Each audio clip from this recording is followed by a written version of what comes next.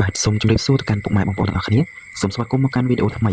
អញ្ចឹងវីដេអូខ្ញុំនេះមកនិយាយអំពីម៉ូតូស៊េរីថ្មីរបស់ក្រុមហ៊ុន Honda NSX Cambodia ណាពុកម៉ែបងប្អូនទាំងអស់គ្នាបាទអញ្ចឹងនេះគឺជាម៉ូតូ Honda PCX កម្លាំងម៉ាស៊ីន 125cc ដែលក្រុមហ៊ុន Honda NSX Cambodia នឹងនាំចូលមកនៅក្នុងពេលឆាប់ៗខាងមុខនេះបាទអញ្ចឹងម៉ូតូនេះនឹងមានលក់នៅក្នុងខែ1នៅក្នុងឆ្នាំ2026ខាងមុខនេះណាពុកម៉ែបងប្អូនទាំងអស់គ្នាបាទអញ្ចឹងយើងឃើញហើយគឺ trailer ខ្លីៗរបស់ក្រុមហ៊ុន Honda NSX បានទម្លាក់ឲ្យពុកម៉ែបងប្អូនទាំងអស់គ្នាទស្សនាហើយណាពុកម៉ែបងប្អូនទាំងអស់គ្នាបាទអញ្ចឹងយើងមកដឹងព័ត៌មានលម្អិតទាំងអស់គ្នាបាទ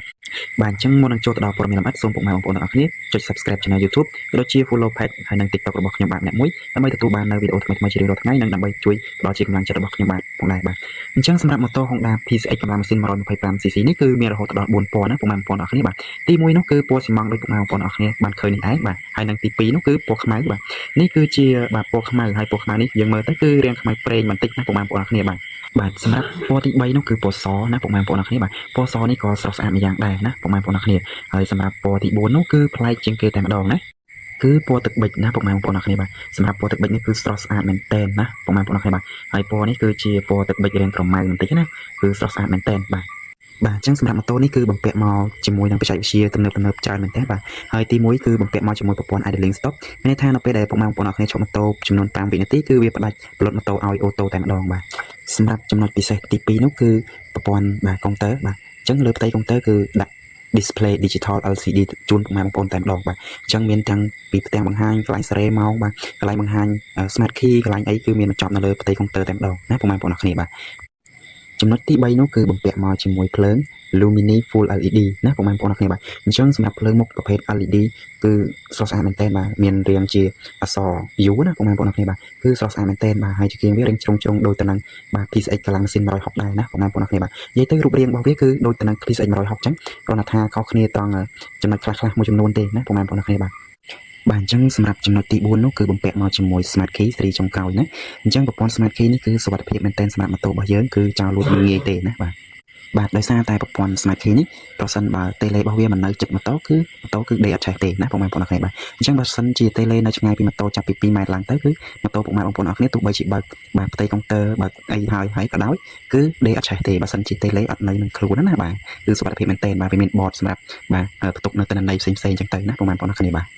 សម្រាប់ចំណុចទី5នោះគឺបំពាក់មកជាមួយនឹងរុន USB Type C ណាពុកម៉ែបងប្អូនគ្នាបាទដែលយើងអាចធ្វើដំណើរបដាគឺសាកថ្មលឿនបដាបាទអញ្ចឹងបើសិនទូរស័ព្ទយើងអស់ថ្មយើងអាចសាកថ្មបដាគឺបាទជីបដាគឺវាធ្វើឲ្យទូរស័ព្ទរបស់យើងគឺចូលលឿនមែនទែនបាទដោយសារតែប្រើនៅ USB Type C លឿននឹងឯងណាបា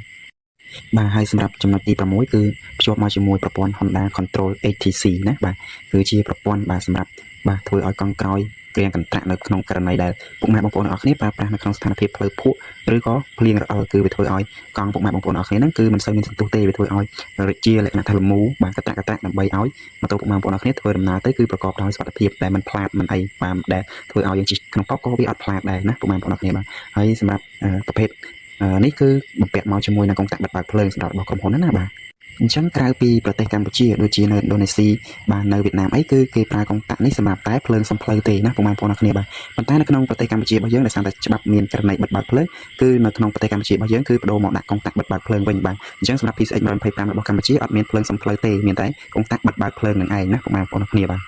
ទហើយចំណុចមួយទៀតគឺប្រព័ន្ធសុវត្ថិភាពរបស់វាគឺប្រើប្រាស់មកជាមួយនឹង Frank Disc បាទខាងមុខបាទជាប្រភេទ Frank Combine Brake ណាពុកម៉ែបងប្អូនអរគ្នាបាទអញ្ចឹងវាអត់មានប្រពាក់មកជាមួយ ABS ទេណាបាទគឺប្រើប្រាស់នៅ Frank Disc Frank Combine ដូចទៅនឹង Click 125នៅក្នុងប្រទេសកម្ពុជាយើងចឹងដែរណាបាទអញ្ចឹងយើងចាប់ Frank ខាងឆ្វេងគឺស៊ីទាំងកង់មុខស៊ីទាំងកង់ក្រោយអាហ្នឹងគេហៅថាប្រព័ន្ធ Combine Brake ណាពុកម៉ែបងប្អូនអរគ្នាបាទអញ្ចឹងសម្រាប់ចំណុចទី8នោះគឺប្រើប្រាស់នៅស៊ីម៉ាំងសបុកឃ្មុំបាទដែលភាសាបច្ចេកទេសគេហៅថា Aero 5 Plus ណាបាទអញ្ចឹងគឺបំពាក់មកជាមួយសបុកឃ្មុំបាទពងស៊ីម៉ាំងសបុកឃ្មុំដែលជួយកាត់បន្ថយផ្សែងពុលទៅកាន់បរិស្ថានបានយ៉ាងមានប្រសិទ្ធភាពខ្ពស់ណាបាទគឺយើងប្រើប្រាស់ទៅមិនប៉ះពាល់បាទអញ្ចឹងសម្រាប់ទំហំនៅក្នុងក្លុបក្រោមកែបគឺទំហំប៉ុណ្ណឹងទៅនឹង PCX 160ដែរទេបាទអញ្ចឹងវាទំហំប្រហែលគ្នាគឺប៉ុណ្ណឹងគ្នាទេបាទអញ្ចឹងវាអត់មានអីដែលខ្ញុំត្រូវរៀបរាប់បន្ថែមទេយើងដឹងស្រាប់ហើយ PCX 160គឺវាទំហំប្រហែលនឹង PCX 125ស៊េរីថ្មីនេះដែរទេបាទអញ្ចឹងសម្រាប់តែមអមទូយើងឃើញថាមានពាក្យ PCX ណាពុកម៉ែបងប្អូនអរគ្នាបាទប៉ុន្តែសម្រាប់របស់ក្រុមហ៊ុន Honda NSX កម្ពុជាដែលនាំចូលមកយើងមិនដឹងថាតើគាត់បន្ថែមលេខ125ឬអត់ទេណាពុកម៉ែបងប្អូនអរគ្នាបាទអញ្ចឹងខ្ញុំសង្ឃឹមថាគាត់នឹងដាក់បន្ថែមអ្វីមួយដើម្បីកំណត់ចំណាំឲ្យខុសគ្នាទៅនឹង PCX 160បាទព្រោះថា PCX 125និង160គឺរូបរាងដូចគ្នាបើមិនដាក់ឲ្យចំណាំទេគឺច្រឡំគ្នាតែម្ដងបាទ បាទអញ្ចឹងសម្រាប់ការប៉ាន់ស្មានរបស់ខ្ញុំបាទគឺខ្ញុំគិតថា Honda PCX 125cc នេះគឺនឹងអាចចេញលក់នៅក្នុងខែ1ណាពុកម៉ែបងប្អូនគ្នាបាទដើមឆ្នាំ2026ណាបាទហើយសម្រាប់តម្លៃចេញលក់ដំបូងវិញខ្ញុំគិតថាខ្ទង់$3,590ណាពុកម៉ែបងប្អូនគ្នាបាទខ្ញុំវាយថាតម្លៃខ្ទង់ប្រហែលហ្នឹងឯងបាទព្រោះថាគ្រាន់តែคลิก125តម្លៃវា$3,000ជាងដែរហើយអញ្ចឹង PCX នេះប្រកាសណាខ្ទង់តម្លៃចេញមកលក់ដំបូងគឺអាចនឹងខ្ទង់$3,590ដែរបាទព្រោះថានៅលក់នៅក្នុងប្រទេសគេក៏តម្លៃប៉ុណ្ណឹងដែរបាទលក់នៅក្នុងអឺរ៉ុបខាងអឺរ៉ុបណាបាទជាចុងក្រោយអរគុណពុកម៉ែបងប្អូនអរគ្នាសម្រាប់ការចូលមកតាមដានក៏ដូចជាទស្សនាបាទជូនពរពុកម៉ែបងប្អូនអរគ្នាបាទធ្វើដំណើរប្រកបដោយសុវត្ថិភាពបាទជួបប្រទេសតែសុខសុវត្ថិភាពទាំងអស់គ្នាបាទជូនពរឲ្យសុខភាពល្អទាំងអស់គ្នាសម្រាប់បងប្អូនដែលចូលមកទស្សនាបាទ Channel YouTube របស់ខ្ញុំក៏ដូចជាទស្សនានៅវីដេអូរបស់ខ្ញុំបាទអញ្ចឹងអរគុណសម្រាប់ពុកម៉ែបងប្អូនអរគ្នាសម្រាប់លាតែ